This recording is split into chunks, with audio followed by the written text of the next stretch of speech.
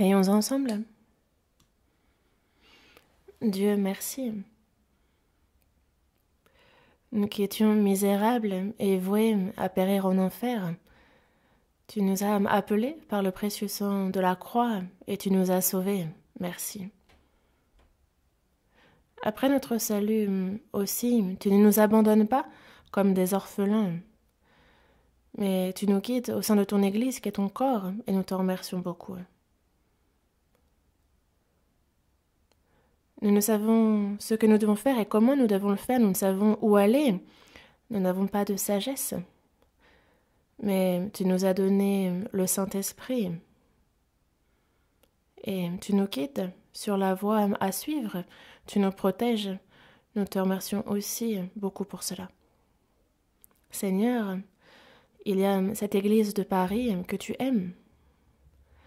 Et tous les frères et sœurs, Seigneur, qu'ils s'appuient en toi, qu'ils placent leur volonté en toi, qu'ils soient résolus dans leur vie de foi vers toi. Aide-les en ce sens. Tu es avec nous en toutes circonstances. Tu nous aides dans nos difficultés et tu nous fortifies et nous aides spirituellement et physiquement. Il y a nos frères et sœurs précieux qui participent à la communion en ligne malgré qu'ils soient éloignés. Fortifie-les et conforte-les par ta parole. C'est notre souhait ardent à leur égard. Qu'ils puissent être fortifiés, qu'ils puissent avec courage prêcher ton évangile, qu'ils puissent ainsi être bénis précieusement, spirituellement, et que là où ils se trouvent, ton Église, ton corps puisse être édifié. Fais descendre cette bénédiction. La Covid-19 complique beaucoup les choses et nous planifions la retraite d'été d'Europe fin juillet. Actuellement, toute l'Europe connaît des difficultés. Mais les frères et sœurs sont unis de cœur, ils unissent leurs forces et sont ensemble dans la prière. Seigneur, aide-nous. Que la Covid-19 ne soit pas un obstacle au salut des âmes, que ce salut ne soit pas retardé et que notre foi soit affermie, que nos regards se portent vers toi et que notre foi ne rétrograde pas. Aide-nous en ce sens et guide-nous, c'est notre requête. Aujourd'hui encore, nos précieux saints sont présents devant ta parole. Ouvre nos cœurs et aide à ce que l'on comprenne ta parole, que l'on agisse selon elle, que l'on puisse ainsi tous être bénis et que l'on puisse être de précieux saints à tes yeux. Guide-nous en ce sens. Nous confions toutes choses entre tes mains puissantes. Père, toi qui es le Créateur, nous avons prié au nom du Seigneur Jésus qui nous aime. Amen. Aujourd'hui, le passage principal d'aujourd'hui est dans Daniel, chapitre 1, versets 8 et 9. Daniel, chapitre 1, versets 8 et 9.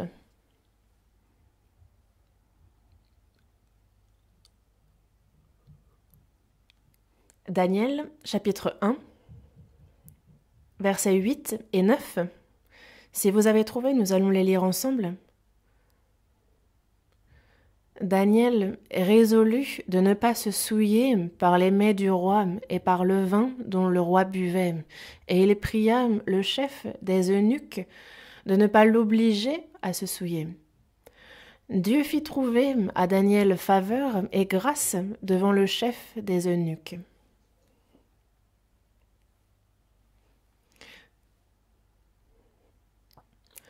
Merci de marquer la page à Daniel chapitre 1. C'est le passage principal pour aujourd'hui et nous y reviendrons à plusieurs reprises. La dernière fois, nous avons réfléchi à la place de l'autodétermination dans la foi.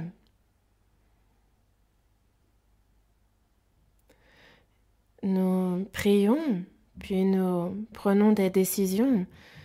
Et il est important de vivre notre vie de foi avec force selon ces décisions prises. C'est ce dont je vous parlais la dernière fois. Et lorsque nous prenons une nouvelle décision, c'est comme un nouveau point de départ. Sans prendre de décision, l'on vit une vie de foi qui n'a pas de but, pas d'objectif. Et l'on est donc influencé par les décisions prises par autrui, et notre foi chancelle alors. Désormais, concernant les décisions que l'on prend, si vous avez réfléchi sérieusement à cela, à travers le passage, à travers Daniel, chapitre 1, aujourd'hui, nous allons voir ensemble et réfléchir à ce en quoi consiste une vie de foi qui va de l'avant. Dans le passage que nous venons de lire, donc qui est dans Daniel, chapitre 1, on a le royaume de Juda, le royaume du Sud, qui chute sous l'empire babylonien. Et à l'époque où vit donc Daniel, à cette époque, nous allons d'abord examiner quel était le contexte historique. Il y a donc l'empire babylonien qui envahit le royaume de Juda. Dans Daniel chapitre 1, verset 1, la 3e année du règne de Joachim, roi de Juda, Nebuchadnezzar, roi de Babylone, marcha contre Jérusalem et l'assiégea. Le roi Nebuchadnezzar, donc, envahit Jérusalem dans le verset 2 et 3. Si on regarde ces versets, Dieu le permet, et Dieu permet que la race royale, ceux de familles nobles, ainsi qu'une partie des ustensiles de la maison de Dieu, soient pris par Babylone. Et c'est à 3 reprises que l'empire babylonien assaillit Juda. Lors de la première invasion, c'est sous le règne de Joachim. Et à ce moment-là, c'est ceux de la race royale et de la famille noble qui sont faits captifs. Lors de la seconde invasion, sous le règne du roi Joachim, la prononciation est un peu différente, Joachim, c'est sous le règne de ce roi que tous les ingénieurs, tous les techniciens du royaume de Juda sont faits captifs. Et lors de la 3e invasion, c'est sous le règne du roi Sédécias, et à ce moment-là, les 2 yeux du roi sont ôtés. Et c'est devant les yeux du roi que tous ses fils sont tués, comme le reste de la famille royale. Et tous ceux qui ont capitulé en Juda sont donc faits captifs et emmenés à Babylone. Et le temple est détruit. Ainsi, Daniel et Anania, Michaël et Azaria, ces 4 personnes, c'est lors de la première invasion de Babylone qu'ils sont attrapés et conduits en Babylone. Babylone avait beaucoup de colonies. Et la politique coloniale de l'époque était la suivante. Dans ces colonies, ils faisaient en sorte qu'il y ait comme une babylonisation. Ils appliquaient leur culture. Et donc la politique coloniale, petit à petit, se durcissait graduellement. Et ils cherchaient à coloniser de manière impeccable. Voyons dans le verset 3. Le roi donna l'ordre à Ashpenaz, chef de ses eunuques, d'amener quelques-uns des enfants d'Israël de race royale ou de famille noble, verset 4, de jeunes garçons sans défaut corporel, beaux de figure, doués de sagesse, d'intelligence et d'instruction, capables de servir dans le palais du roi et à qui l'on enseignerait les lettres et la langue des Chaldéens.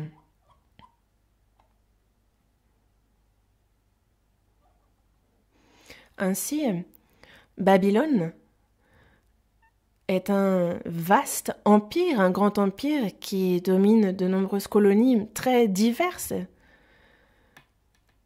Et donc c'est leur influence qu'ils ont cherché à imposer. Et pour ça, ils avaient besoin dans les colonies d'avoir des personnes compétentes, ceux qui me guident. À ces personnes-là, ils donnaient des privilèges particuliers et c'est eux qu'ils utilisaient. Le roi Nebuchadnezzar a fait en sorte que ce soit ceux qui excellent, qui ont une physionomie supérieure, qui sont de familles nobles. Ils ont fait en sorte qu'ils apprennent la culture, qu'ils étudient Babylone. Mais pourquoi avoir choisi de jeunes garçons? C'est pour la raison suivante, c'est qu'ils ne sont pas encore, leur cerveau n'est pas encore endurci par quelconque religion, par quelconque idéaux, et ils sont encore malléables. Et c'est pour ça qu'il s'est choisi de jeunes garçons excellents, et il a voulu en faire de bons Babyloniens, raison pour laquelle il leur a enseigné les études babyloniennes et la loi, afin de pouvoir bien diriger et dominer ces colonies. C'est le but qu'il avait. Et ces 4 personnes, Daniel et ses 3 amis, ces 4 personnes n'ont pas seulement appris la langue et étudié les sciences babyloniennes, mais on les nourrissait du vin et des mets du roi.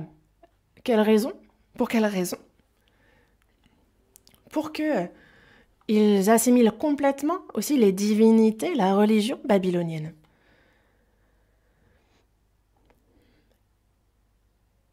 C'était afin que leurs pensées, leurs idées soient complètement babylonisées, pour ainsi dire, et donc c'est bien plus maléfique finalement.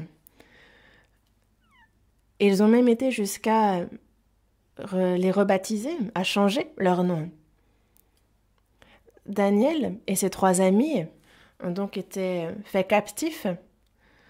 Daniel faisait partie de la tribu de Juda, il avait une dizaine d'années, c'était un jeune garçon. Et c'est 3 ans, durant 3 ans qu'il a reçu l'éducation babylonienne, et il aurait fallu qu'il mange les mets du roi.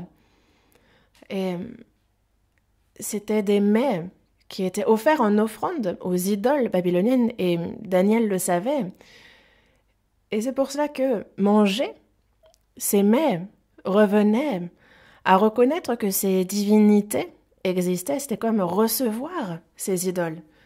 Et c'est pour cela que Daniel et ses 3 amis ont pris la résolution de ne pas manger et boire les mets fixés par le Seigneur. Et c'est pour ça qu'il prie le chef des eunuques de ne pas les obliger à se souiller. Mais le chef des eunuques craint, parce que le Seigneur, le roi, a fixé ce qui devait être mangé et bu. Et donc s'il voit le visage abattu des jeunes gens, alors lui-même, sa tête serait exposée. Et c'est pour cela que Daniel dit: d'abord, éprouve tes serviteurs pendant 10 jours, qu'on nous donne des légumes à manger et de l'eau à boire. Après, tu regarderas ensuite notre visage, et tu le compareras avec celui des jeunes gens qui mangent les mets du roi. Et tu agiras avec tes serviteurs d'après ce que tu auras vu. Donc, c'est ce que le chef des eunuques fait. Il les éprouve pendant 10 jours, et au bout de 10 jours, ils avaient meilleur visage et plus d'embonpoint que tous les jeunes gens qui mangeaient les mets du roi. Donc, ce que l'intendant fait, c'est qu'il ne leur remet pas les mets et le vin qui leur étaient destinés, mais il leur donne des légumes. Et donc, Daniel et ses 3 amis finissent ainsi de recevoir cette éducation babylonienne. Ils sont reconnus à leur juste titre, et donc Dieu leur accorde la science, l'intelligence dans toutes les lettres, la sagesse. Daniel va même jusqu'à expliquer les visions et les songes du roi. Et donc ils sont désormais haut placés. Et Daniel connaît donc il y a l'empire babylonien, l'empire de Mède et l'empire perse. Il traverse et vit au cours de ces 3 empires. Et c'est sous le règne de 4 rois, Nebuchadnezzar, Belshazzar, Darius et Cyrus. C'est sous le règne de ces 4 rois qu'il œuvre. Et il vit ainsi 70 ans comme un bon témoin de Dieu. Il est donc un modèle de la foi. Mais il y a une chose à laquelle il nous faut réfléchir. Ils étaient nobles, n'est-ce pas? Ils étaient de la famille royale, ils étaient de familles nobles. Et ils n'ont pas vécu à Babylone en étant reçus comme il se doit, comme des nobles. Daniel et ses 3 amis ont été faits captifs par l'empire babylonien et ont fait face à de nombreuses épreuves, supplices. Ils étaient jeunes, de jeunes garçons. C'est dans leur jeunesse qu'ils ont été faits captifs. et ils ont vraiment connu de grandes difficultés. Quelle était la première de ces épreuves, cette nouvelle maison? Cette nouvelle maison où ils devaient résider était pour eux une épreuve. On a tous envie d'avoir une nouvelle maison, n'est-ce pas? Une maison que je décorerai moi-même, vaste, propre, une maison toute neuve. Mais pour ces 4 amis, ça n'a pas eu ce sens quand on dit nouvelle maison. Pour ces 4 amis, eux, qui vivaient à Jérusalem, se sont retrouvés dans un endroit où rien ne leur rappelait Dieu. Ils n'étaient plus influencés par leurs parents pieux et ils n'avaient plus non plus de maître, de professeur pour leur enseigner Dieu et ce qui le concerne. Car quand ils allaient à l'école, c'était la loi de Dieu qu'on leur enseignait et quand ils rentraient à la maison, ils recevaient l'amour chaleureux de leurs parents. Mais désormais, à Babylone, ils n'ont plus personne pour les prendre dans leurs bras, ils n'ont plus personne pour les protéger. Certains chrétiens, lorsqu'ils quittent le foyer familial, certains voient leur foi s'épandre. À l'époque, il n'y avait pas que Daniel et ses 3 amis qui furent faits captifs. D'autres de la famille royale, d'autres de familles nobles furent captifs aussi. Mais la Bible n'en parle pas une seule fois. Certainement que ils ont dû se dire « Ah, nous on est dans une telle situation, désormais on est sous l'empire babylonien, ils sont vraiment très puissants, le royaume de Juda a été détruit. La situation est telle que, bon, quand même si on suit cette éducation durant 3 ans, on pourra avoir une position dans ce pays, donc il faut bien... à Rome, on suit la loi de Rome et donc ils ont un peu utilisé la situation comme excuse et ont plutôt saisi l'occasion de suivre cette babylonisation. Mais ce n'est pas ce que Daniel et ses 3 amis ont fait. Désormais, ces 4 personnes ont dû se tenir droit seuls dans la foi. Se tenir seuls, droit dans la foi.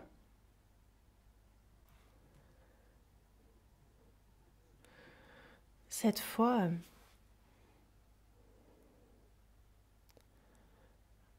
en fait, la foi des parents et la foi des enfants est différente. Quand on parle de prendre des résolutions, de se résoudre à quelque chose, qu'est-ce que cela peut bien vouloir véritablement signifier? Se résoudre à... Daniel, se résolut à prendre une résolution. Qu'est-ce que cela veut bien vouloir véritablement signifier? J'ai médité cela à un moment. Et se résoudre à... Est-ce que cela ne consiste pas justement à se tenir debout seul dans la foi? En étudiant le livre de Daniel, en fait, j'y ai réfléchi un moment. Notre foi est aussi de se tenir debout seul. Les parents me gouvernent. On est influencé par ceux qui nous entourent. Nous sommes aussi influencés parfois par nos professeurs au cours de notre vie. Mais au final, toutes ces personnes, lorsque nous mourrons, s'ils peuvent marcher avec nous jusqu'à notre tombeau, après cela, ce sont des personnes qui n'ont plus rien à voir avec moi après la mort. Mais le Seigneur, lui, marche avec moi jusqu'à ma mort. Il connaît tout mon cœur, il connaît toutes mes difficultés. Il me garde, il m'aide, il me dirige dans la bonne voie. Et lorsque je meurs, le Seigneur passe ce fleuve de la mort avec moi et nous vivons ensemble éternellement dans le royaume des cieux. Dans notre vie, en quoi cela consiste de se tenir droit seul? Et le Seigneur qui marche avec nous jusqu'au bout, de nous tenir droit seuls. Justement, est-ce que la foi, ce n'est pas en cela que cela consiste? Et ces 4 personnes ont reçu une seconde épreuve, c'était concernant l'éducation, les connaissances qu'ils ont reçues. Car ils n'étaient plus éduqués selon les Juifs. On leur disait désormais, on les poussait, on les obligeait à abandonner cette éducation, et c'est désormais la connaissance de ce monde, l'éducation babylonienne qu'il faut apprendre, que ce soit au niveau religieux, au niveau culturel. Et c'est pour cela que le roi de Babylone lave un peu les cerveaux et il introduit une éducation dans le cerveau de ces jeunes hommes. Il s'imagine qu'en faisant ainsi, il pourra donc les contrôler, puis les utiliser. Mais Daniel et ses 3 amis, s'ils ont évidemment appris la science babylonienne, ce n'est pas tout. Ils n'ont pas abandonné la connaissance de Dieu, ils n'ont pas abandonné la foi. Et non pas seulement ça, mais plus c'était difficile, et plus ils s'y attachaient fermement. Et ces jeunes qui ont été faits captifs sont un peu comme des fois ces jeunes qui, d'ailleurs c'est regrettable, mais dommage, on les voit s'attacher à la connaissance de ce monde et abandonner la foi. Mais Daniel, lui et ses 3 amis,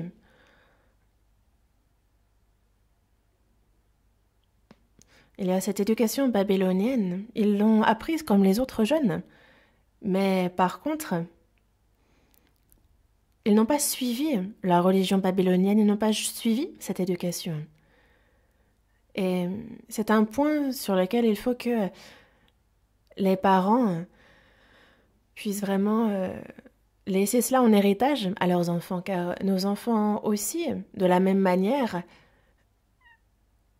vont apprendre avec des copains qui ne croient pas en Dieu, ils vont apprendre à l'école des choses qui sont à l'encontre de la Bible, que ce soit l'évolution, que ce soit l'athéisme, et c'est des choses qui bannissent Dieu de l'éducation. Et quand on est à l'église, on apprend sur Dieu, on apprend sur la Bible, et quand on va à l'école, comme les autres amis et leurs copains, mais ils apprendront l'éducation de ce monde, la connaissance de ce monde qui expulse, qui exclut Dieu. Et ce qu'ils vont apprendre à l'école et ce qu'ils vont apprendre à l'église plus tard, beaucoup pourront être confus car c'est différent. Mais les parents doivent à ce sujet laisser un bon héritage, faire qu'ils puissent choisir Dieu, même si c'est difficile, qu'ils puissent être dans peut-être... Ils reçoivent la connaissance, les religions de ce monde, mais qu'ils puissent, comme Daniel et ses 3 amis, choisir Dieu, croire et se confier en lui, qu'ils puissent faire ce choix-là. Et il faut bien communier avec eux dès leur plus jeune âge pour ça. Je vous le demande. Daniel et ses 3 amis ont appris comme leurs copains, mais ils n'ont pas suivi cet enseignement. Et donc Dieu a fait en sorte qu'ils puissent apprendre bien mieux que les autres. Il leur a donné l'intelligence et la sagesse pour cela. Et c'est pour cela qu'au contraire, leur foi s'est affermie.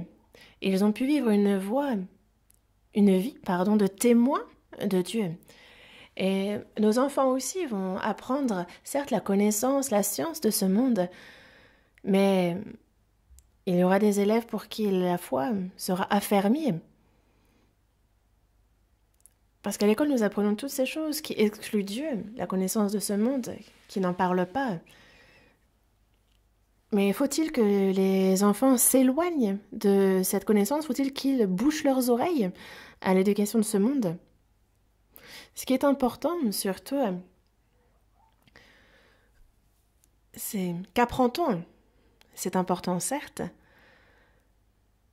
Mais ce qui est plus important, c'est avec quel cœur apprenons-nous ce que l'on apprend? C'est bien plus important.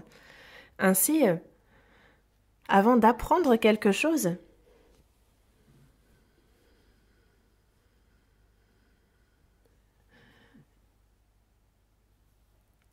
il nous faut bien enseigner avec quel cœur il faut recevoir telle et telle connaissance, qu'il puisse, avec la foi en Dieu, recevoir cette éducation du monde, cette connaissance du monde. Et je vous le demande de bien leur enseigner, de bien communier avec eux pour qu'ils puissent avoir ce cœur. Pour certains élèves, ça va faire grandir leur foi et d'autres vont quitter la foi. Et nous faisons face tous à des difficultés. Et pourtant, ceux qui sont résolus, ceux qui ont pris des résolutions devant Dieu, il y a une foi et une sagesse qui vient de Dieu et qui, au contraire, nous permet d'être toujours plus témoins de Dieu dans notre vie. La troisième épreuve qu'ont reçue Daniel et ses 3 amis, c'est concernant la nourriture. Daniel chapitre 1, verset 5. Daniel chapitre 1, verset 5. Le roi leur assigna pour chaque jour une portion des mets de sa table et du vin dont ils buvaient, voulant les élever pendant 3 années, au bout desquelles ils seraient au service du roi.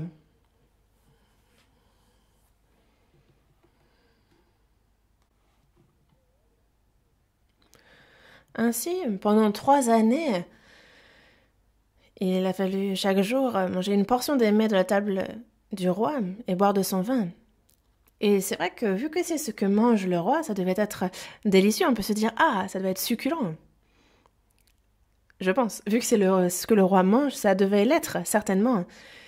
Mais ce sont des mets qui étaient pour le sacrifice aux idoles. Ils le savaient, donc Daniel et ses 3 amis savaient cette nourriture sacrifiée aux idoles.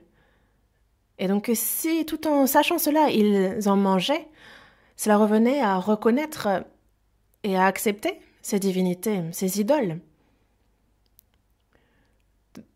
Donc c'est finalement un complot odieux. Et vraiment, le diable est malin. Il utilise ce qui paraît n'être pas grand-chose, de la nourriture, pour que petit à petit, dans leur cœur, ils s'éloignent de Dieu. Et ainsi, les stratagèmes du diable est malveillant. Daniel et ses 3 amis sont donc résolus à ne pas manger de la nourriture du roi. On va voir dans le psaume 141, verset 4. Psaume 141, verset 4.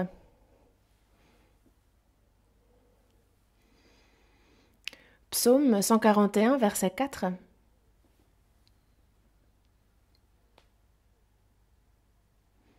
Je lis. N'entraîne pas mon cœur à des choses mauvaises, à des actions coupables avec les hommes qui font le mal, et que je ne prenne aucune part à leur festin. C'est un psaume de David. N'entraîne pas mon cœur à des choses mauvaises. Si l'on ne se résout pas, si l'on ne prend pas des résolutions, alors notre cœur est entraîné à des choses mauvaises, il penche vers ces choses. Il prie également de ne pas prendre part à leur festin, de ne pas se rendre coupable par ses actions. C'est la prière qu'il adresse à Dieu. Et que je ne prenne aucune part à leur festin. Dans le Proverbe, chapitre 23, verset 3, il est dit « Ne convoite pas ces friandises, c'est un aliment trompeur. » Il y a cette table des méchants, cette table du diable, ça a l'air délicieux, succulent. On convoite ces friandises, mais ce sont des aliments trompeurs. Il nous met sur cette table tout ce que le monde a de plus beau à offrir. Mais il est dit ne convoite pas ces friandises. Nous, devant ces choses, il ne faut pas que l'on prenne part à leur festin. Quel est ce festin auquel il faut que les chrétiens participent? Ce festin-là est ce festin que le Seigneur nous donne au sein de son Église. Il me fait reposer dans de verts pâturages, il me dirige près des eaux paisibles. Et aussi, il y a cette table qui abonde et que le Seigneur dresse devant moi. Il y a cette joie, ce vin de joie dont il remplit ma coupe, que le Seigneur me donne. Et cette communion qui nous réjouit avec le Seigneur, avec les frères et sœurs, et il fait déborder notre coupe de joie, et ma coupe déborde, pardon. Et donc il y a ce festin auquel il faut que nous participions, et nous en tant que chrétiens, c'est ce festin que donne le Seigneur dans son Église.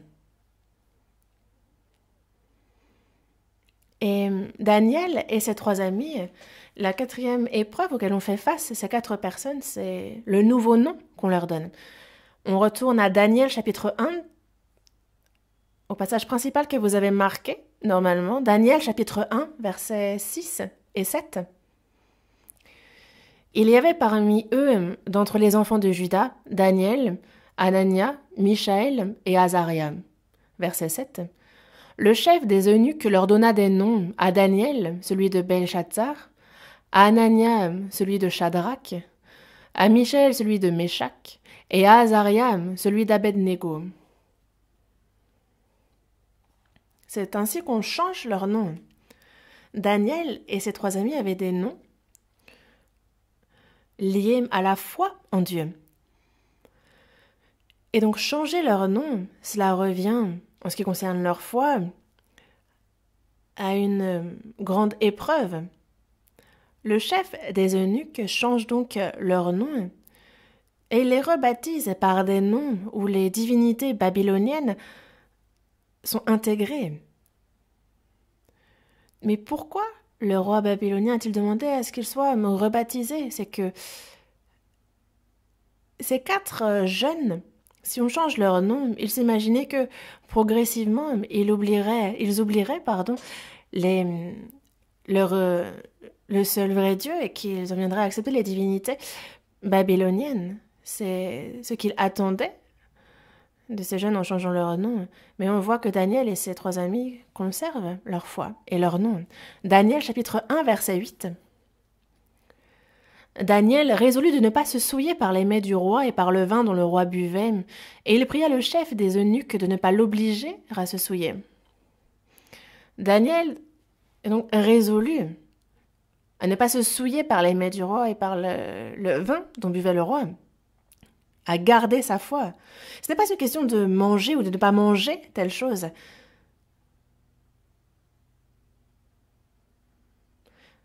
Daniel est donc résolu.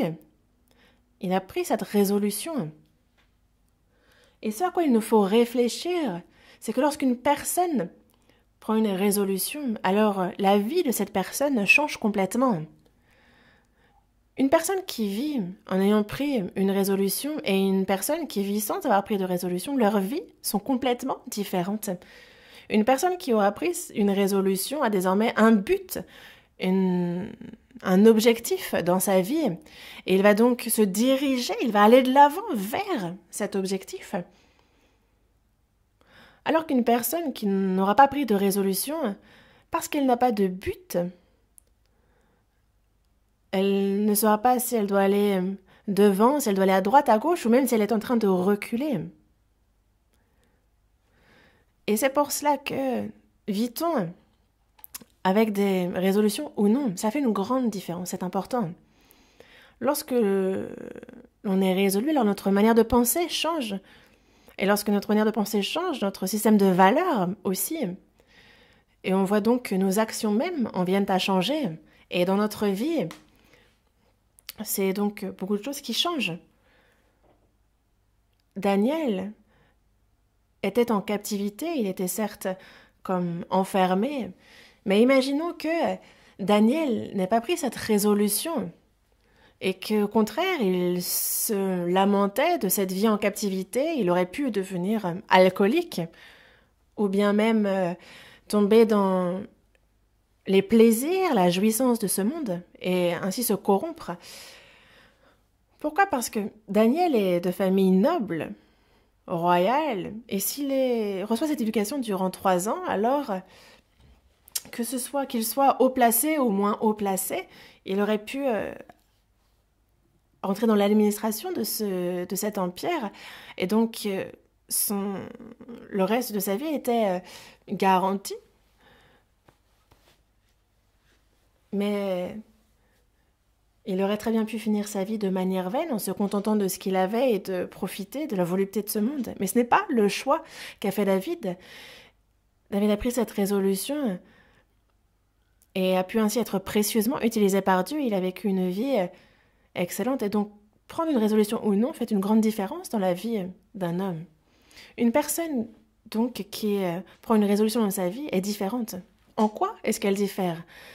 La première chose, c'est que elle ne sera pas paresseuse, elle ne sera pas indolente. Voyons dans Proverbes chapitre 29.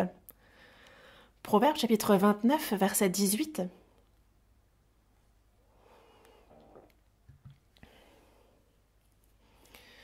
Proverbes chapitre 29, verset 18. Lisons ensemble. Quand il n'y a pas de révélation, le peuple est sans frein. Heureux s'il observe la loi. Quand il n'y a pas de révélation, le peuple est sans frein. Révélation, c'est comme vision. Une vision. Une révélation, un but, un objectif. Quand il n'y a pas de révélation, le peuple est sans frein. Quand on dit que le peuple est sans frein, c'est qu'il n'a plus de limites, il n'a plus de restrictions.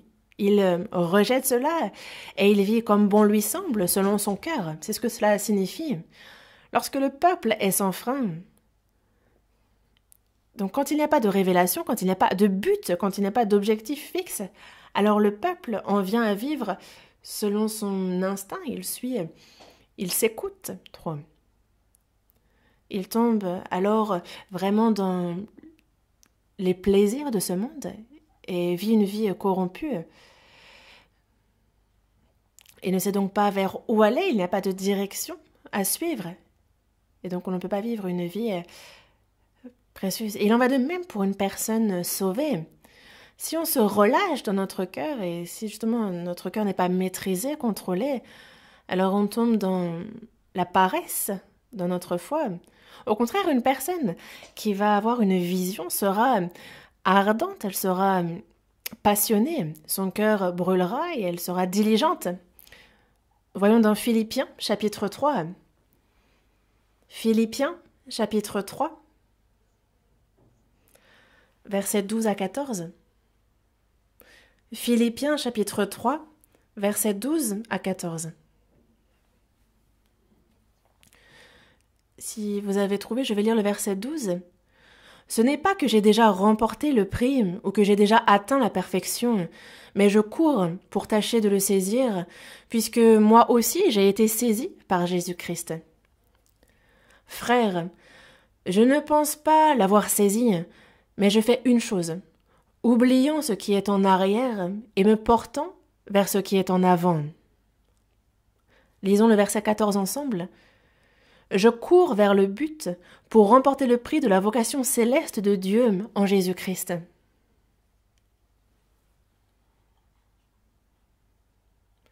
L'apôtre Paul a pris la résolution de vivre pour le Seigneur et pour son évangile. Mais il dit bien, je ne pense pas l'avoir saisi, je n'ai pas encore atteint le but. Mais je fais une chose. J'oublie ce qui est en arrière, que j'ai bien fait ou mal fait, le passé et du passé, c'est désormais derrière, c'est en arrière. Et on oublie désormais cela, et on se porte vers ce qui est en avant, on cherche à le saisir.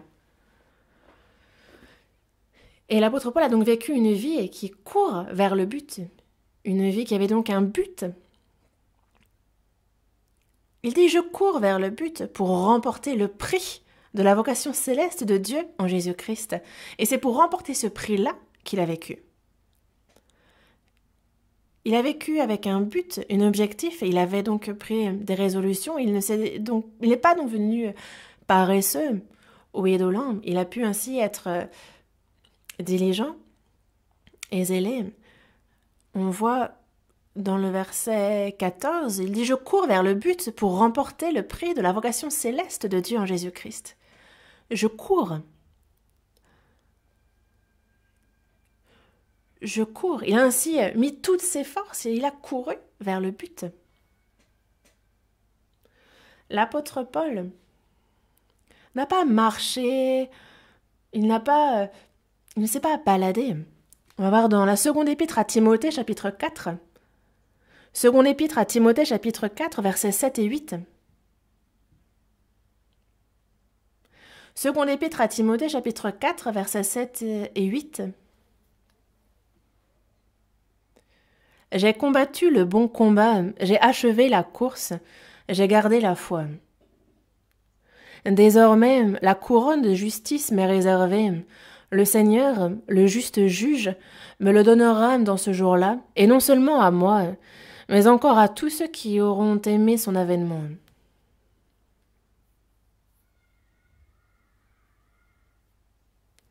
Notre foi est comme une course, comme il nous le dit.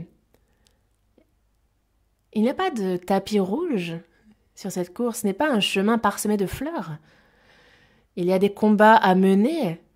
C'est une course, il faut donc courir. L'apôtre Paul a combattu le bon combat, il a couru cette course, fixée par Dieu. Et il a reçu la couronne de justice.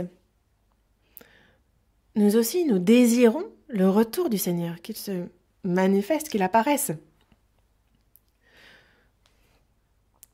Et nous sommes des chrétiens qui vivons en cette fin des temps en espérant et en désirant son retour.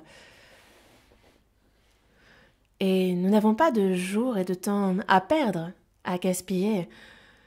Ceux qui ont un but vers lequel courir, ils vont donc courir avec zèle vers ce but.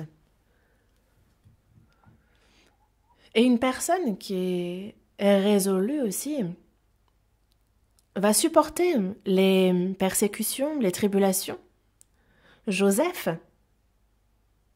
avait une vision, un but, et c'est bien pour cela qu'il a pu supporter toutes les épreuves.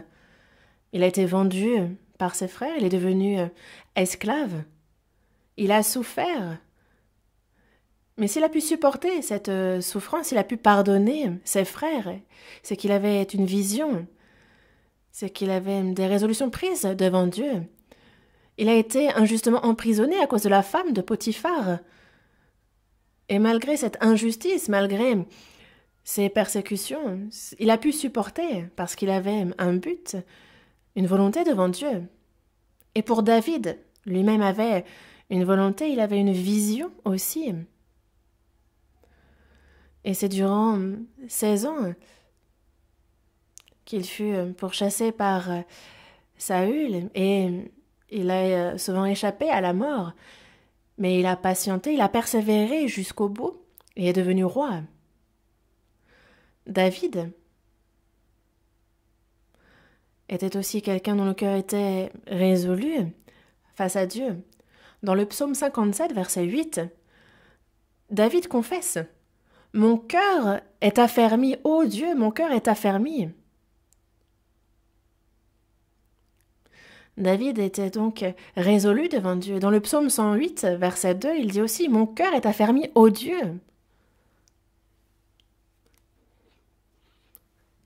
David s'est résolu à ne se confier qu'en Dieu, à ne désirer que l'aide de Dieu.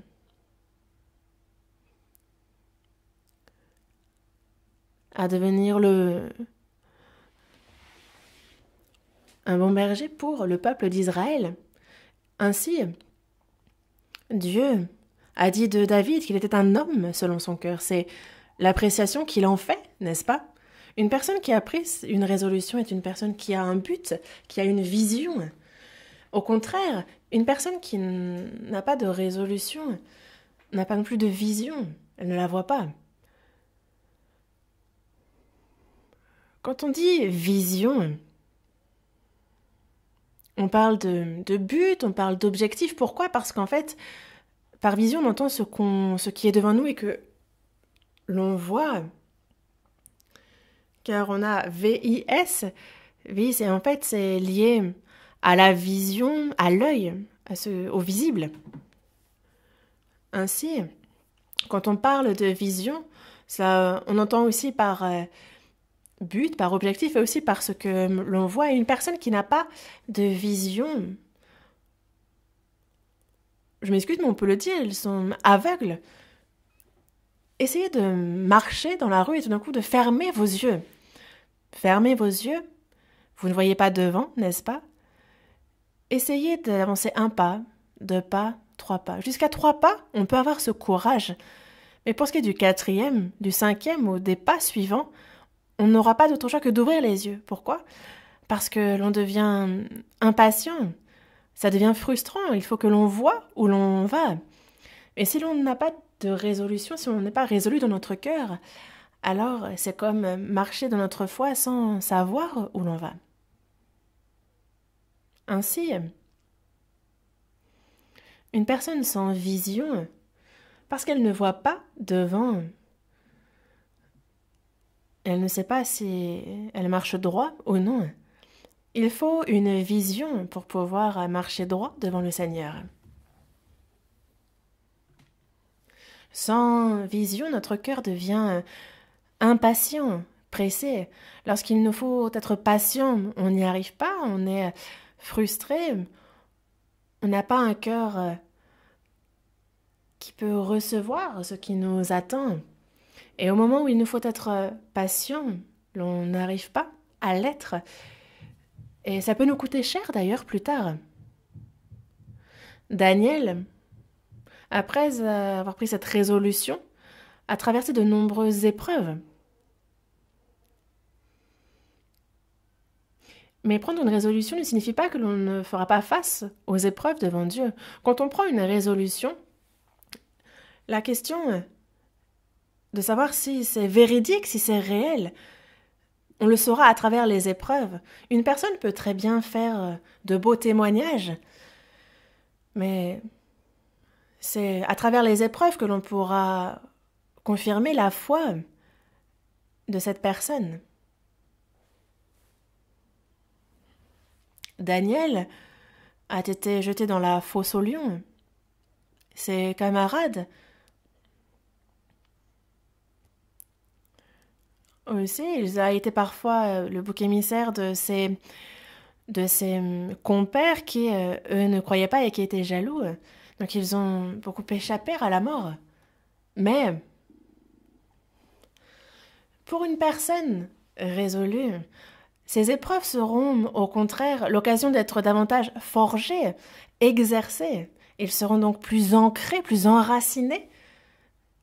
Et c'est exactement comme ça que Daniel a pris les choses. Une personne résolue aussi, la troisième caractéristique est que pour eux, toute crise est finalement une bonne occasion.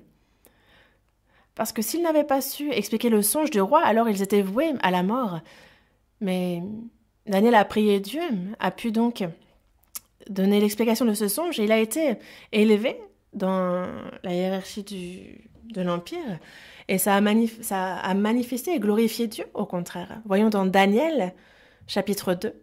Daniel, chapitre 2.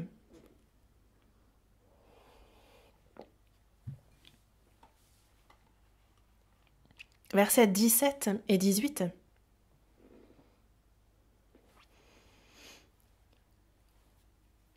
Il faut donc que Daniel explique le songe du roi Nebuchadnezzar, sinon il meurt.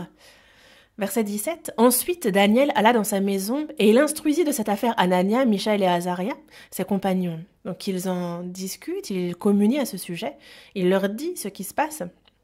Il en parle avec ceux qui croient à Dieu, ils communient ensemble, et dans le verset 18, les engageant à implorer la miséricorde du Dieu des cieux, afin qu'on ne fît pas périr Daniel et ses compagnons avec le reste des sages de Babylone.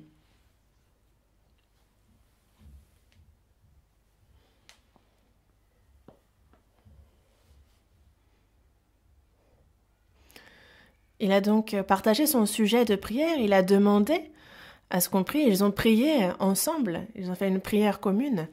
On va voir aussi dans Daniel chapitre 2, le verset 47. Verset 47.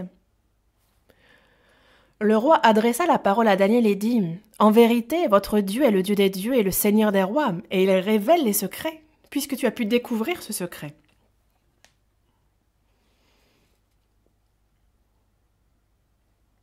Votre Dieu, dans cette difficulté, ce Dieu dans lequel vous vous êtes appuyé, celui en qui vous vous êtes confié. On voit ici le roi qui parle du Dieu auquel croit Daniel et le décrit comme étant le Dieu des dieux, le Seigneur des rois.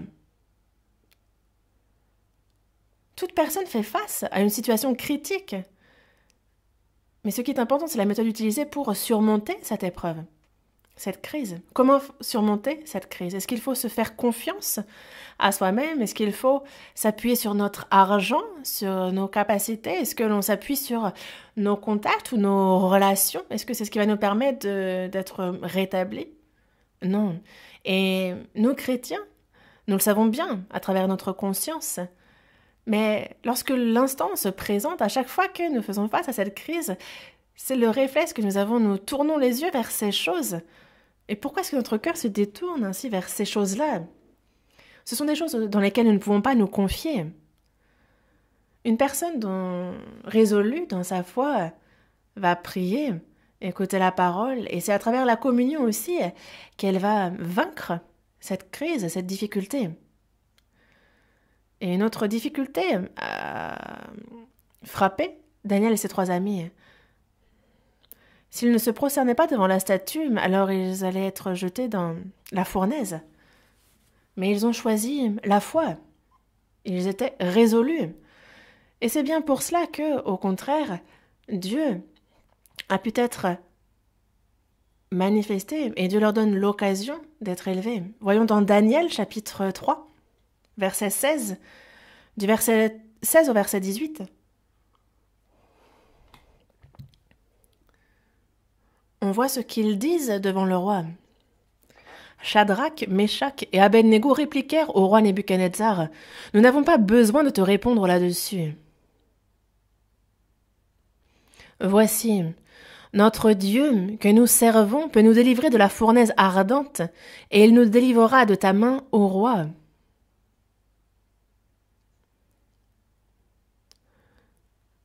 Regardez comment il parle avec assurance, avec détermination. Il dit « Notre Dieu peut nous délivrer. » Mais ceux qui l'écoutent, une personne résolue peut dire le verset 18 « Sinon sache, ô roi, sinon, et si ce n'est pas le cas, donc sinon, sache, ô roi, que nous ne servirons pas tes dieux et que nous n'adorerons pas la statue d'or que tu as élevée. » Une personne résolue a un cœur solide et ils ne font pas de compromis. Le roi a donc fait cette statue et ça l'a mis en colère.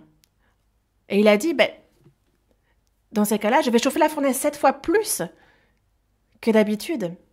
Mais c'est là que Dieu est manifesté. C'est à travers cela, au contraire, que le roi va finalement de sa propre bouche louer Dieu. Daniel chapitre 3, verset 28. Chapitre 3, verset 28.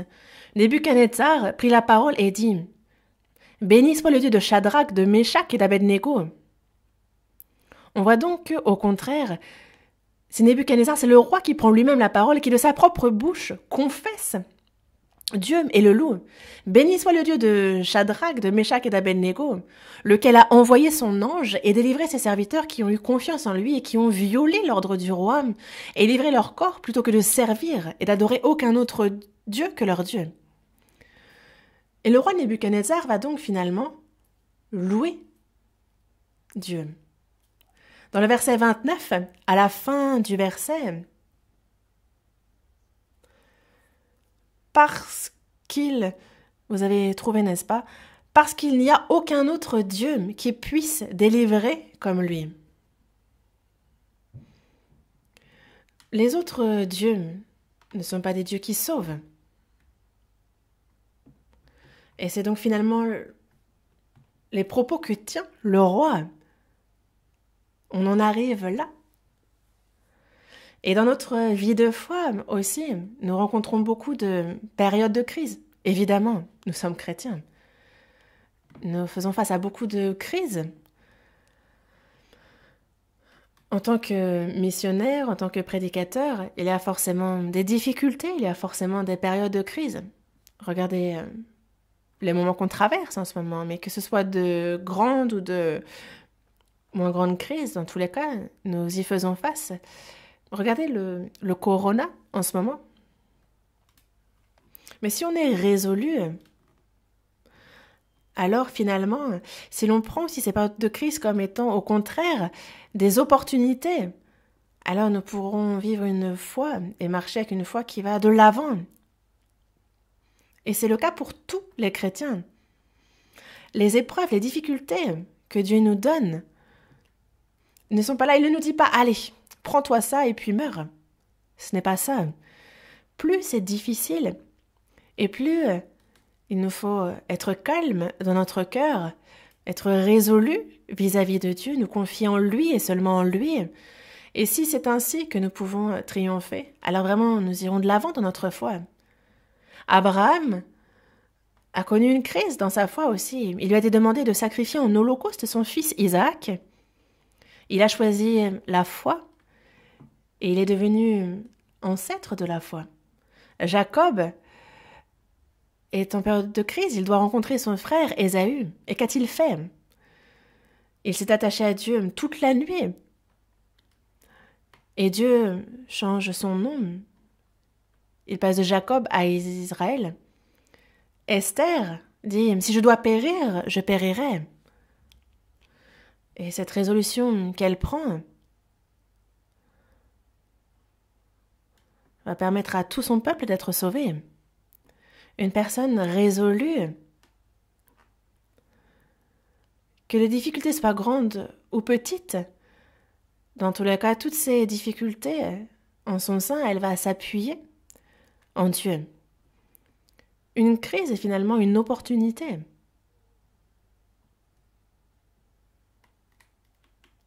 Et une personne résolue va être aussi pure et vivre une vie de prière. Daniel chapitre 10, verset 12. Daniel chapitre 10, verset 12. Il me dit, Daniel, ne crains rien, car dès le premier jour où tu as eu à cœur de comprendre et de t'humilier devant ton Dieu, tes paroles ont été entendues, et c'est à cause de tes paroles que je viens.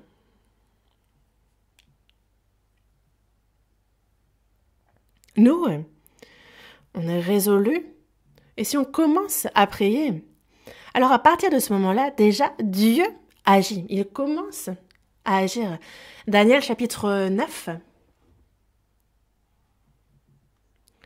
Daniel chapitre 9, versets 21 à 23. Daniel chapitre 9, versets 21 à 23. Je parlais encore dans ma prière quand l'homme, Gabriel, que j'avais vu précédemment dans une vision, s'approcha de moi d'un vol rapide au moment de l'offrande du soir. Il m'instruisit et s'entretint avec moi.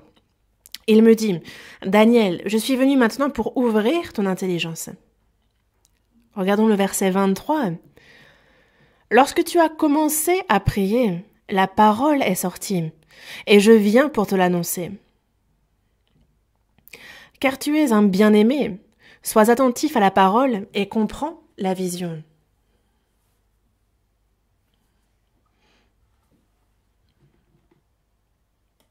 Daniel s'est défendu, il a été résolu, il prie, et sa prière a été entendue, exaucée.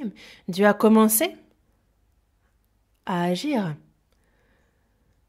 Lorsque Daniel a commencé à prier, Dieu a donné ses ordres. Il n'a pas écouté toute sa prière. Tu as commencé à prier et la parole est sortie. Je viens pour te l'annoncer. Comprends la vision. La prière a vraiment cette force de changer toute chose en joie. de changer le mal en bien. Mais ne pas prier, alors c'est ne pas recevoir. Et imaginons qu'à la banque, imaginons que j'ai 1 milliard sur mon compte. Mais si j'ai 1 milliard sur mon compte, je peux mourir de faim. Pourquoi? Si je ne retire pas cet argent, alors c'est inutile. De la même manière, la puissance de Dieu est incommensurable, elle est illimitée, très grande. Mais si on n'invoque pas l'Éternel, si on ne le prie pas, alors c'est inutile. Il écoute la prière de ceux...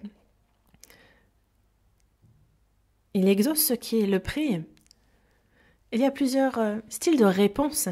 C'est une chose qu'il nous faut savoir aussi. Le premier style, c'est une réponse immédiate. Dieu juge que notre prière est...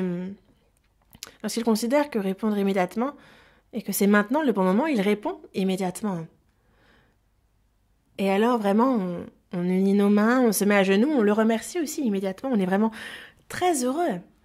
La deuxième manière, style de réponse de Dieu est que nous avons prié et Dieu répond comme à côté. Alors il nous faut réfléchir. Nous avons prié et il nous a répondu par autre chose.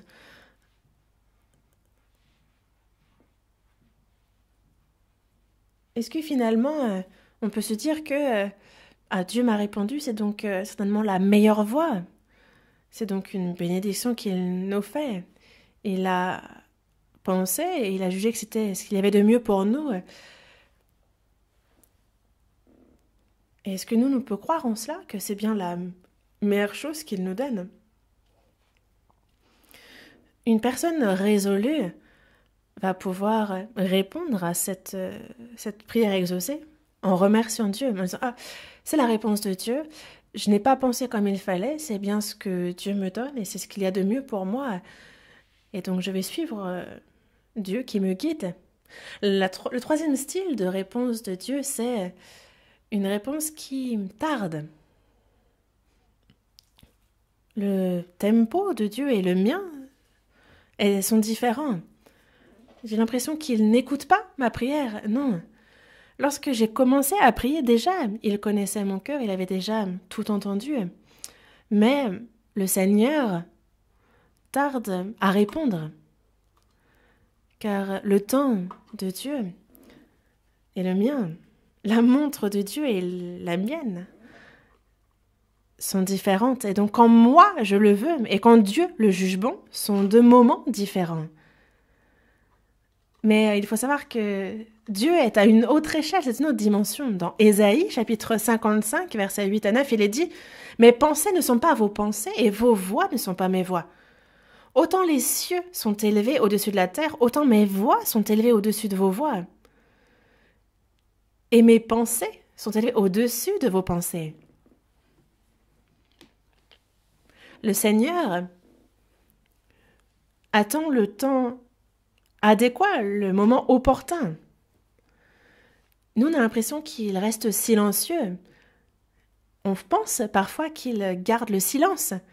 Mais à ce moment-là, il faut que je ne m'attache pas à ma sagesse, à ma pensée. Il ne faut pas douter, ne pas se décourager non plus, être déçu, ne pas devenir empressé ou par exemple être en colère. Il nous faut nous attacher davantage à sa parole, il nous faut continuer dans la prière. Le prier en lui demandant « Dieu, quelle est la raison pour ce silence ?» Car il peut nous répondre à ce sujet. Et il nous faut, dans le calme, attendre sa réponse.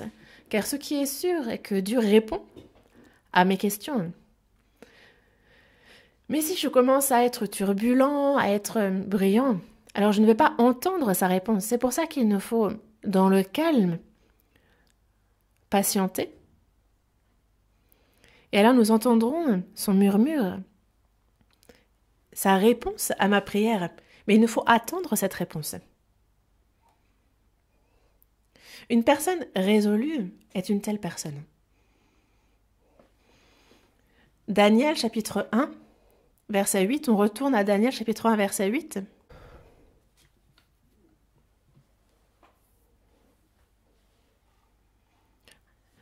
Daniel résolut de ne pas se souiller par les mets du roi et par le vin dont le roi buvait, et il pria le chef des eunuques de ne pas l'obliger à se souiller. Daniel est résolu. Il n'en mangera pas. Daniel est résolu. Daniel est résolu. Mais ce n'est pas simplement le fait de manger ou non les mets du roi, de boire ou non le vin du roi. Ce n'est pas ce qui est en question. Ce qui est important ici, c'est de garder sa foi. C'est qu'il a un cœur parfait. Souhaitant garder sa foi. Il veut la garder parfaitement et c'est en cela qu'il est résolu. Et si on réfléchit par exemple aux noms qui leur ont été donnés, ça nous permet aussi de le savoir, car la famille, l'éducation, la nourriture, le nom a changé une fois en captivité, pour Daniel et ses 3 amis. Mais ce n'est pas pourtant que leur foi a changé. Et de la même manière, nous aussi, on nous menace de mort, on nous tend des pièges, on veut nous faire tomber dans des filets. Cela peut nous arriver. Mais s'ils peuvent faire tout cela, ils ne peuvent prendre notre foi, ils ne peuvent prendre notre cœur. Daniel et ses 3 amis étaient résolus de garder leur foi en Dieu. Ils auraient pu perdre la vie. C'était une décision, une résolution difficile à prendre. Et à notre époque aussi, le Satan cherche à faire tomber les saints de diverses manières. Daniel et ses 3 amis ont été faits captifs. Ils ont été faits prisonniers. Et de la même manière, nous aussi, ce monde peut nous rendre captifs. Par les choses brillantes, par les choses qui luisent dans ce monde, la connaissance de ce monde, être captif du sexe opposé, des biens matériels, nous pouvons être pris par ces choses. Être pris par ce péché, le péché qui est un filet tendu, qui nous fait tomber et qui nous enlace.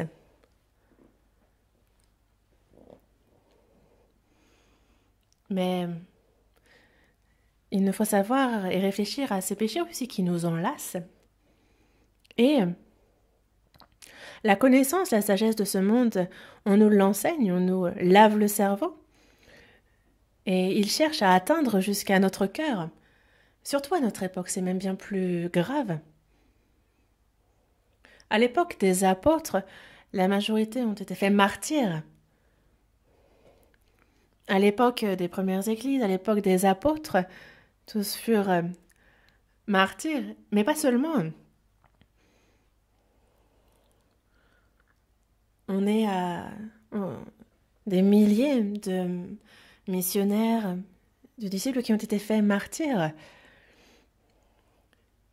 Et c'est vrai que nous vivons à une époque difficile. Certes, c'est le cas. C'est vrai que nous avons la science qui s'est développée, la culture s'est développée, et nous ne mourrons pas de choses comme ils mouraient auparavant. Et nous pouvons donc penser que cette époque est bien plus confortable, bien plus facile. Mais est-ce véritablement le cas? Nous vivons à la fin des temps. Et en tant que saints dans ce monde-là, les saints qui vivent à la fin des temps font vraiment face à des difficultés, à des épreuves. Dans le temps, c'était des persécutions et on pouvait mourir. Mais de nos jours, il y a toutes ces connaissances qui tournent sur le web et sur lesquelles il suffit de cliquer pour errer. Le péché, on est vite en contact avec lui. Et finalement, le sexe opposé, cette tentation est dans ma main. Et à notre époque, les gens utilisent la connaissance de ce monde, ils font des recherches sur Internet et l'utilisent comme si c'était leur propre connaissance. L'époque à laquelle on vit est bien plus difficile en ce qui concerne la prédication de l'Évangile. Et pour nous, les saints qui vivons en cette fin des temps, c'est vraiment une époque difficile à traverser. Et c'est pour cela qu'il faut que l'on soit même plus résolu, que l'on discerne bien plus quelle est la volonté de Dieu. Dans Romains chapitre 12, versets 1 à 2, on est exhorté à offrir notre corps comme un sacrifice vivant, saint, agréable à Dieu, qui soit de notre part un culte raisonnable, et à ne pas nous conformer au siècle présent, mais à être transformés par le renouvellement de l'intelligence, et c'est afin de discerner mieux quelle est la volonté de Dieu, ce qui est bon, agréable et parfait. Moi, je suis chrétien, je suis un chrétien qui vit à la fin des temps. Mon nom, c'est chrétien. Et il nous faut vivre en adéquation, avec un cœur résolu, en adéquation avec ce nom de chrétien. Car le Seigneur revient bientôt, vous le savez. Mais alors, Daniel, Anania, Michaël, Azaria, Babylone leur donne un nouveau nom, il les rebaptise. Et on va réfléchir à ce point. Daniel chapitre 1, versets 6 et 7. Verset 6. Il y avait parmi eux, d'entre les enfants de Juda, Daniel, Anania, Michaël et Azaria. Verset 7. Le chef des eunuques leur donna des noms, à Daniel celui de Belchazzar, à Anania celui de Shadrach, à Michaël celui de Méshach, et à Azaria celui d'Abed-Nego. C'est donc ainsi qu'on corrige leurs noms, qu'on les change. Daniel signifie Dieu est mon juge. Mais Belchazzar, Bel, on dit de Bel qu'il protège la vie. Bel, c'est une idole babylonienne. C'est le nom d'une idole, d'une divinité. Anania signifie Dieu de grâce, Dieu gracieux. Mais Shadrach est son nouveau nom. Ça signifie l'ordre du Dieu de la lune. Michaël signifie qui est semblable à Dieu. C'est ce que cela signifie. Par contre, Méshach, ce nom qu'on lui donne, signifie qui est semblable à la divinité païenne Agu. Et Azaria signifie l'Éternel est mon aide, mon secours. Et donc ces noms comportent et expriment vraiment, ça montre la foi même de celui qui le porte. Mais on l'appelle désormais Abed-Nego, ce qui signifie serviteur de Nego, qui est une divinité païenne. Changez le nom. Regardez un peu comment l'Empire babylonien est méthodique, organisé, il est systématique dans sa colonisation. Il donne un nouveau nom pour qu'ils oublient Dieu, pour que désormais, progressivement, ils ressemblent au peuple babylonien. C'était le souhait du roi. Mais ces 4 amis qui étaient résolus dans leur cœur ont gardé leur foi. Il y a un point commun aux noms qu'ils avaient au départ. Tous sont liés à Dieu. On voit donc ici que la foi de leurs parents est forte et solide. Et depuis leur jeunesse, ils ont été éduqués dans une bonne foi. Ils ont reçu une bonne éducation spirituelle, c'est ce que nous pouvons savoir. Et quand on lit donc Daniel, du début jusqu'à la fin, on voit que Daniel, jusqu'à la fin, conserve et préserve son nom. Qu'est-ce que cela veut dire? Jusqu'à la fin, ils n'ont pas été assimilés. C'est ce que cela explique. Jusqu'à la fin, Daniel n'a pas abandonné son nom ni sa foi. Nous aussi, ce nom chrétien, il ne nous faut pas le préserver en cette fin des temps. Voyons dans Daniel chapitre 8. Daniel chapitre 8, verset 15. Daniel chapitre 8, verset 15. Tandis que moi, Daniel, j'avais cette vision et que je cherchais à la comprendre. Daniel dit « moi ». Daniel. Il ne dit pas juste « moi », il dit « moi, Daniel », n'est-ce pas? chapitre 9, verset 2, pardon. Voyons aussi Daniel, chapitre 9, verset 2. La première année de son règne, moi, Daniel, je vis par les livres qu'il devait s'écouler 70 ans pour les ruines de Jérusalem. Ici aussi, il dit bien « moi, Daniel ». Moi, Daniel. C'est son propre nom qu'il garde jusqu'à la fin. Ainsi, Dieu l'appelle aussi Daniel jusqu'au bout. Voyons dans Daniel chapitre 12. Daniel chapitre 12, verset 4. Chapitre 12, verset 4. Toi, Daniel, tiens secrète ces paroles et scelle le livre jusqu'au temps de la fin. Toi, Daniel, il l'appelle ainsi, n'est-ce pas? Dieu aussi appelle Daniel, Daniel qui est résolu, il le protège, il le garde et il l'appelle jusqu'à la fin, Daniel. Ainsi, Daniel est résolu et il est béni de Dieu. Quelle bénédiction a-t-il reçue? On retourne à Daniel chapitre 1. Daniel chapitre 1, verset 15. Chapitre 1, verset 15. Au bout de 10 jours, ils avaient meilleur visage et plus d'embonpoint que tous les jeunes gens qui mangeaient les mets du roi.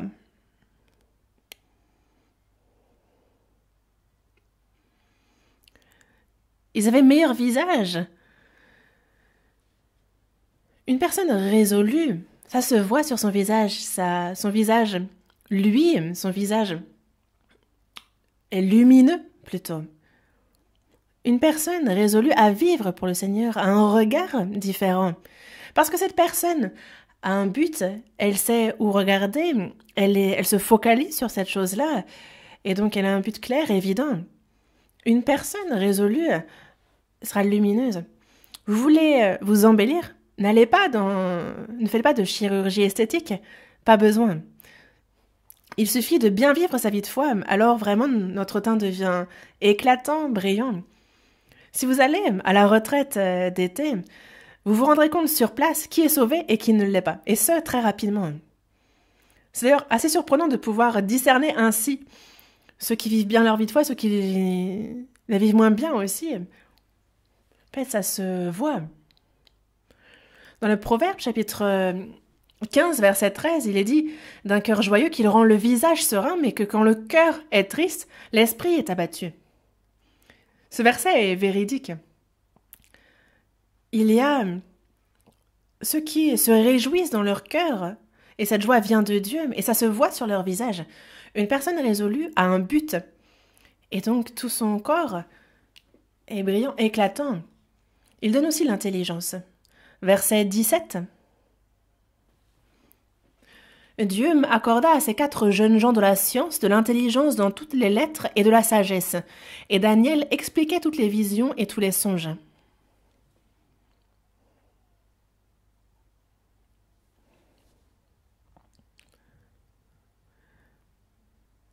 Ceux qui, eux, sont résolus en Dieu, alors Dieu leur fait connaître sa volonté. Verset 20, voyons ce verset aussi. Verset 20. Sur tous les objets qui réclamaient de la sagesse et de l'intelligence et sur lesquels le roi les interrogeait, il les trouvait 10 fois supérieurs à tous les magiciens et astrologues qui étaient dans tout son royaume. Chapitre 1, verset 20.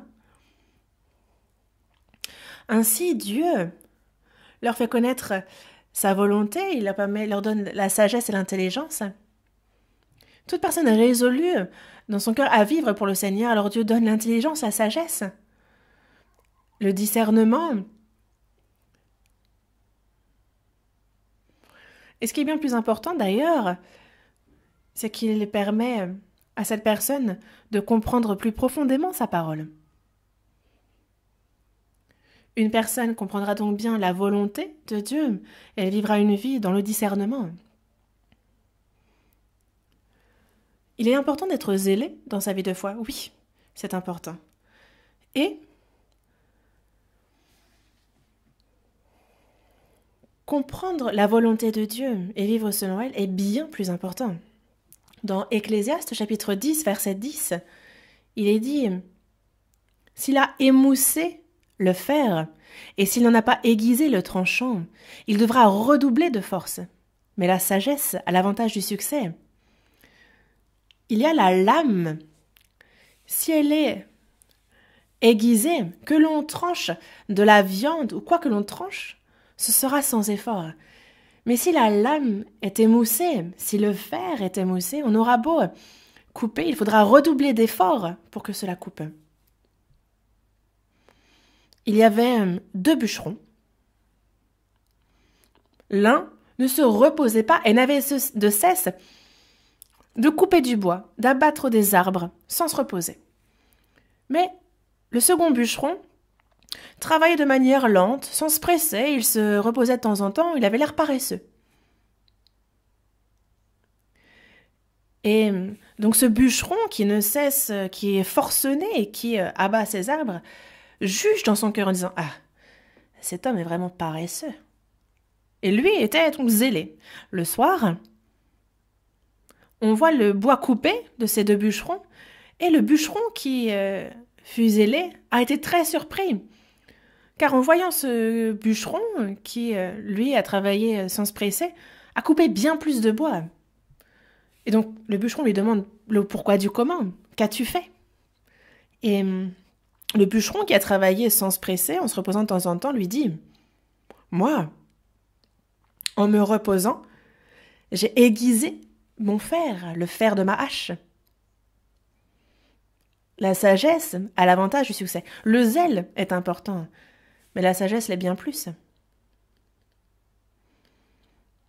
Un chrétien intelligent, un chrétien résolu, va donc aiguiser son fer par la parole. Et on a ces 4 personnes résolues.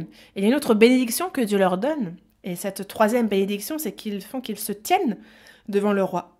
Daniel chapitre 1, verset 19. Daniel chapitre 1, verset 19. Le roi s'entretint avec eux, et parmi tous ces jeunes gens, il ne s'en trouva aucun comme Daniel, Anania, Michaël et Azaria. Ils furent donc admis au service du roi. Ils furent donc admis au service du roi. C'est Dieu qui a permis cela. Dans le Proverbe, chapitre 22, verset 29, il est dit « Si tu vois un homme habile dans son ouvrage, il se tient auprès des rois, il ne se tient pas auprès des gens obscurs. » Garder sa foi, être fidèle à Dieu. Alors Dieu nous élève dans ce monde aussi. Il y a beaucoup de personnes sages dans ce monde. Et ces personnes utilisent et dépensent beaucoup d'argent pour augmenter leur sagesse, pour augmenter leur savoir. Ils étudient pour voir, ils font des recherches pour savoir comment gagner beaucoup d'argent. Et ils investissent sans compter pour accumuler la connaissance. Nous communions, nous écoutons la parole, nous l'étudions, nous méditons. Et donc nous semblons avoir beaucoup moins de temps que les autres. Mais les personnes remplies des connaissances de ce monde, comment est-ce que nous pourrions les surpasser? Il n'y a qu'une seule méthode. Il nous faut nous tenir encore plus parfaitement du côté de Dieu. Il faut que dans notre cœur, nous soyons résolus. C'est ces personnes-là que Dieu utilise précieusement et qu'il élève au-dessus des autres. Et la 4e bénédiction que Dieu donne, c'est qu'il exauce, exauce la prière. Chapitre 2, versets 17 à 19. Chapitre 2, nous les avons lus tout à l'heure, mais ensuite Daniel alla dans sa maison et il instruisit de cette affaire Anania, Michaël et Azaria, ses compagnons. Donc il partage avec eux ce qui se passe. Il communie, donc on peut dire, dans le verset 18, les engageant à implorer la miséricorde du Dieu des cieux, afin qu'on ne fît pas périr Daniel et ses compagnons avec le reste des sages de Babylone.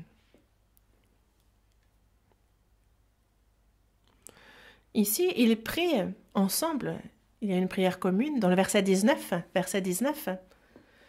Alors, le secret fut révélé à Daniel dans une vision pendant la nuit. Alors est important. Alors. C'est pour cela que le secret fut révélé à Daniel dans une vision pendant la nuit. Dieu, lorsque ceux qui sont résolus dans leur cœur communient, prient ensemble, alors il fait connaître sa vision, il se révèle. Il écoute et exauce les prières qu'on lui adresse. Et la 5e bénédiction que Dieu donne à ceux qui sont résolus est qu'il permet, à travers une personne résolue, à beaucoup d'autres d'être sauvés. Par la foi de Daniel et de ses 3 amis, ils n'ont donc pas... Ils ont conservé la vie, non pas seulement la leur. Par exemple, Noé a permis aussi à ce que sa famille soit sauvée. Abraham, résolu à quitter la Chaldée. Et c'est non pas seulement lui, mais c'est aussi Lot. Moïse aussi, résolu à souffrir avec son peuple, est donc devenu le héros de l'Exode. Esther, résolue, sauve Israël.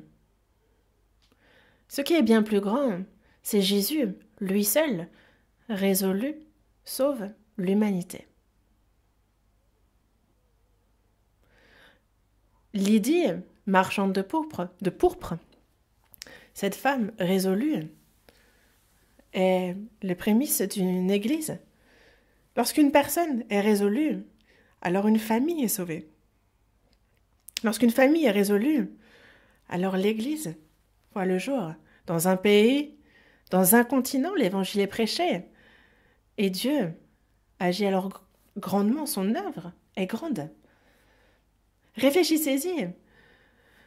Prendre une résolution n'est pas une mince affaire. Mais ne pas en prendre devant Dieu, regardez combien ce n'est pas correct. Il nous faut être résolus, prendre des résolutions. Être résolu, il y a une méthode pour ça. La première,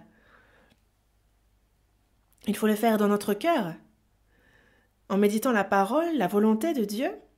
Dans notre cœur, on prie dans la parole et ainsi on est résolu. On l'écrit aussi sur une feuille.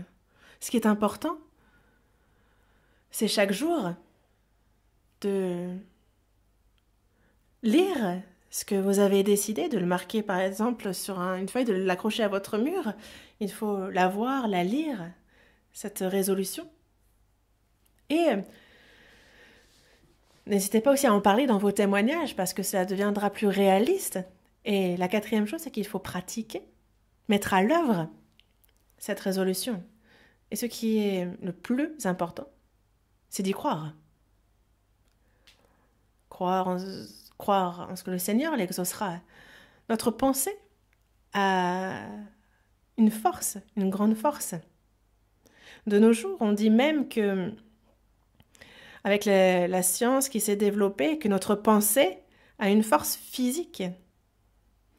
C'est ce qu'ils sont en train. C'est des recherches qu'ils font là-dessus. On vit vraiment une époque surprenante, mais la Bible, elle, a une preuve bien plus formelle. Dieu est la parole. Le monde a été créé par la parole. Et qu'a dit Dieu? Il dit aussi que la pensée de cette personne est cette personne elle-même. Jésus a bien dit aussi, qu'il te soit fait selon ta foi t'a sauvé. Et l'on prie avec foi, alors il nous dit bien que Dieu nous a déjà, qu'on a commencé à prier, il nous a écoutés, comme on l'a vu aussi aujourd'hui. Il nous faut donc croire, prier avec foi. Et cette résolution qu'on a prise s'accomplira devant Dieu. Mais quel genre de résolution prendre? Daniel résolut de ne pas se souiller par les mets du roi et par le vin dont le roi buvait. En cette fin des temps, nous qui vivons à cette époque perverse. Il nous faut être résolus à ne pas se souiller, à ne pas souiller notre cœur. Pour finir, nous allons voir, c'est juste avant dans Ézéchiel chapitre 22, verset 30. Finissons en lisant ce dernier passage. Ézéchiel chapitre 22, verset 30. Lisons ensemble. Je cherche parmi eux un homme qui élève un mur, qui se tienne à la brèche devant moi en faveur du pays, afin que je ne le détruise pas, mais je n'en trouve point. Dieu cherche un homme.